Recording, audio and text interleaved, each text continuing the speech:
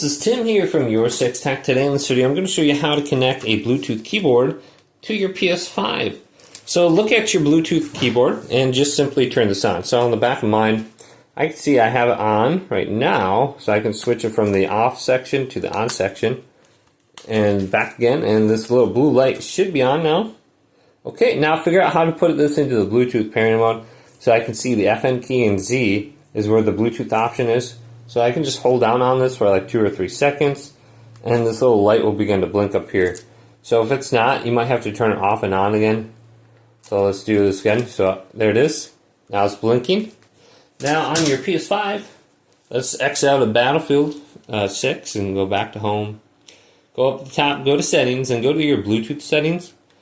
So let's scroll on down, and we got accessories right here. Bluetooth accessories. And we should be able to find our keyboard under here. So I got the Anchor A7726. So I'm just going to select this and then type in that code on the screen on your keyboard. So it's 423471. Then press enter on the keyboard.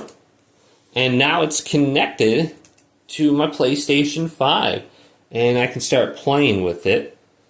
So if you want to play some Call of Duty or something, most games now, they kind of have like a keyboard and mouse option, so you can check that out. And then you can just disconnect this and turn it off if you don't want to play with it anymore. Or you can forget and remove it from your PlayStation. But hopefully this video did indeed help you out.